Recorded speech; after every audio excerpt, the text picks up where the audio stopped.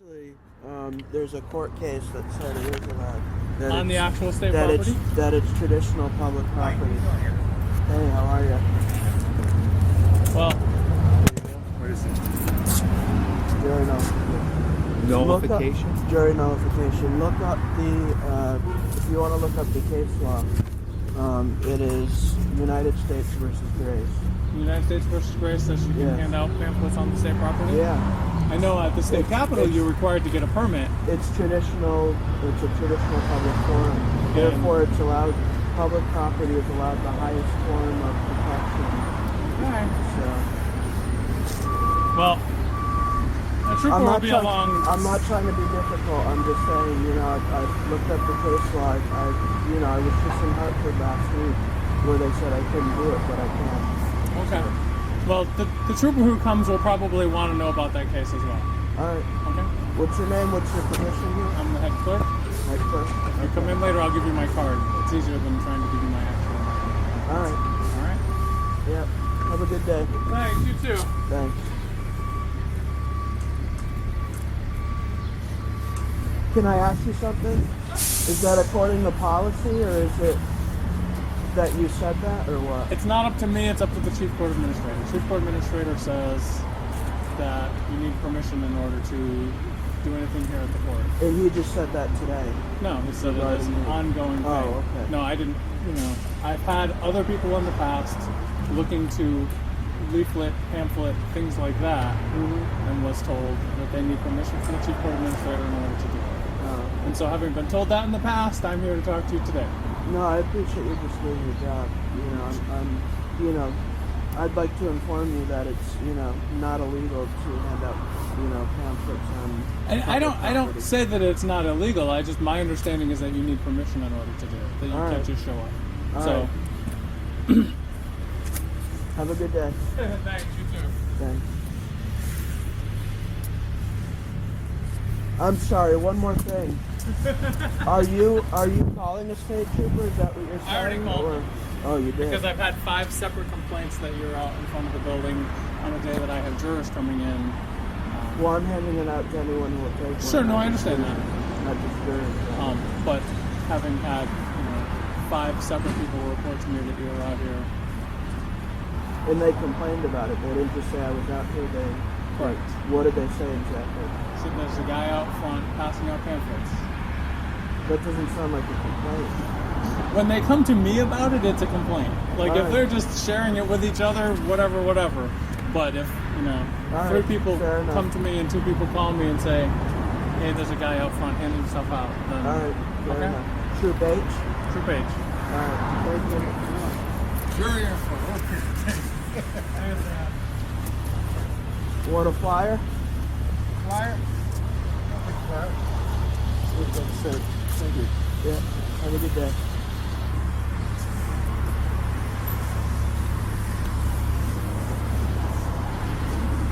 Can I interest you in a flyer? I don't think they want me on their show.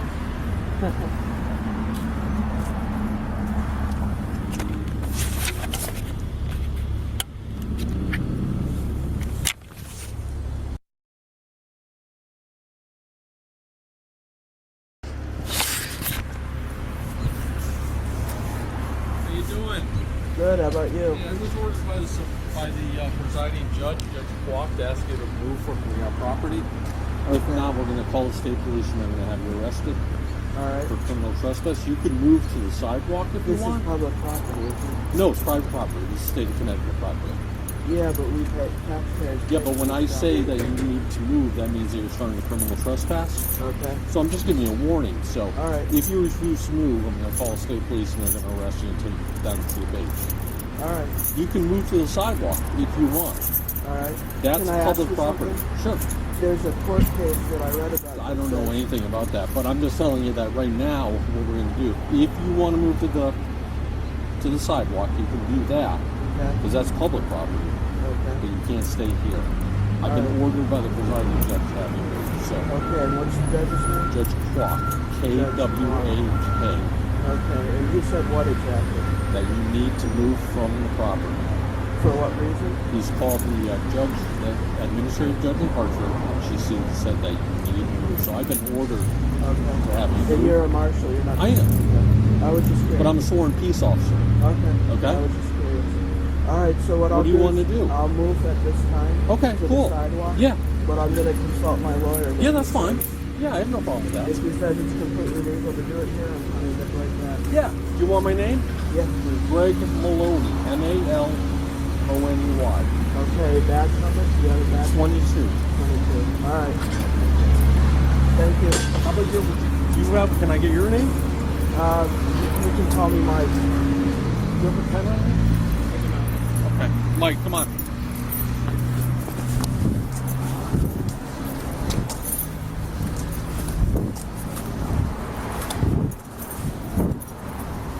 So if you want to stand on the sidewalk, all right, bud? Alright. All right. Then when you get, if you want to have your attorney call us or anything, why don't you just do that? Alright. But you have to, you got to go onto the sidewalk and not onto the property, right? Alright. Well, this is, just so you know, this is public property. The Supreme Court State of has ruled Connecticut. on it. Yep. The Supreme Court Yeah, has ruled on that's it, fine. so you know. All right. Can I tell you something? Well, our conversation is done. If you come back on the property, I'm going to call state police. Look up United States versus Gray. Supreme Court case of Are you going to determined stay on the sidewalk? for now. Come back on, we're going to call, all right? Alright.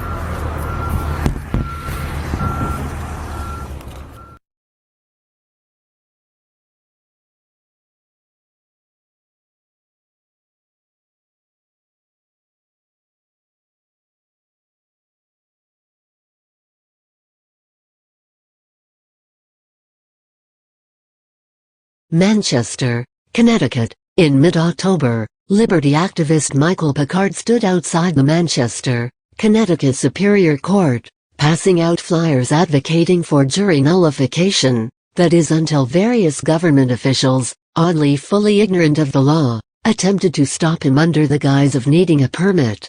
Fortunately, as any seasoned activist knows to do, Picard captured his encounter with the hapless court officials on video, although, be advised, his filming as the phone dangled from a lanyard didn't make for steady picture.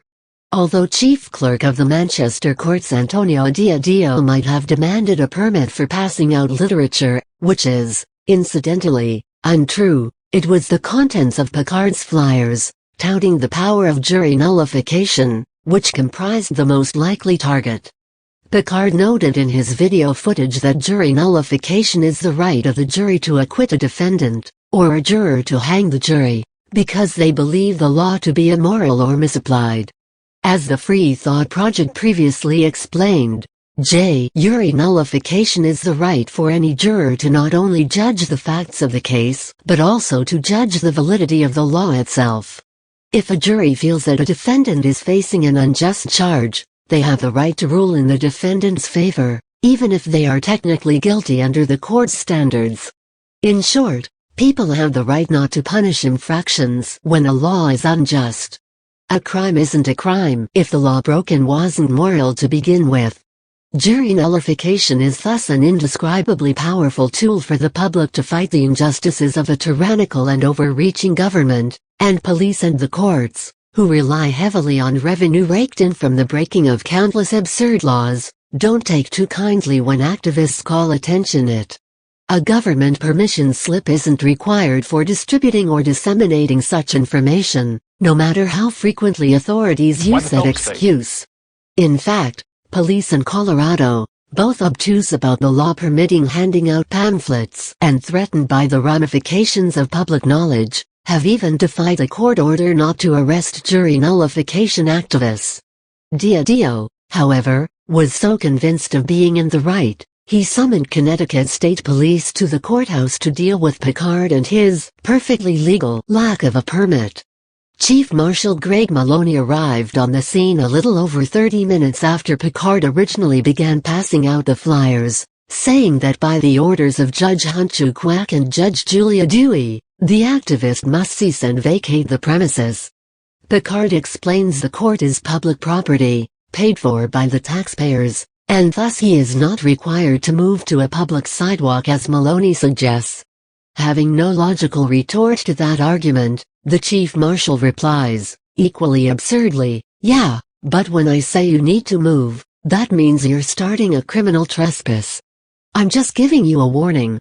So, if you refuse to move, I'm going to call the state police and they're coming to arrest you and take you down to Troop H. Picard." To seeming no avail cited to both Diadio and Maloney the court case United States v. Grace, in which the Supreme Court upheld the right of the public to pass out pamphlets and information on court property, including sidewalks and grounds. Referring to Grace, Maloney says, "I don't know anything about that, but I'm just telling you that right now, what we're going to do, if you want to move it to the sidewalk you can do that because that's public property. But you can't stay here. I've been ordered by the presiding judge to have you removed." It wasn't just the presiding judge who demanded Picard be removed. As Maloney notes, Judge Quack is called the judge, the administrative judge in Hartford, Judge Julia Dewey, and she said that you need to move, so I've been ordered to have you move. Keep in mind, these judges, who rule on laws for a living, must be utterly ignorant of the federal ruling allowing political and other displays, as well as the dissemination of material, on any court property in the United States.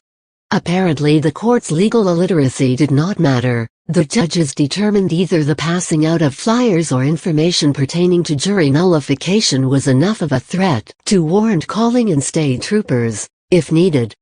Picard, advising the marshal he would contact his attorney in the matter, eventually conceded to the unreasonable demand and moved to sidewalk abutting Superior Court property. This month, Kim Stone from the Office of the Chief Court Administrator issued a statement to the young liberty-minded activist, proffering a watered-down and portentous excuse for the incident, stating, "As noted earlier, the judicial branch does not have a policy regarding peaceable assembly outside of its Superior Court facilities, which would include the distribution of pamphlets." As also noted, the branch is in the process of developing a policy as a result of the incident on October 12 outside of GAF 12 in Manchester. "We anticipate that the policy will be similar to a policy in place regarding the entrance to the Supreme Court building in that its intent will be to balance the rights of individuals exercising their First Amendment rights with the need to ensure that the members of the public and staff can safely enter and exit the premises." Regarding the incident last month, an individual was exercising his constitutional rights under the First Amendment. Staff responded in good faith without a policy in place to guide them in striking that balance. As such, we are not going to speculate on what should or should not have been done and instead focus on developing a policy for the future. We will make sure to get you a copy of the policy once it is completed. Image http://thefreethought project.com/wp-content/upload/2016/11/screen-shot-2016-11-06-at-6.02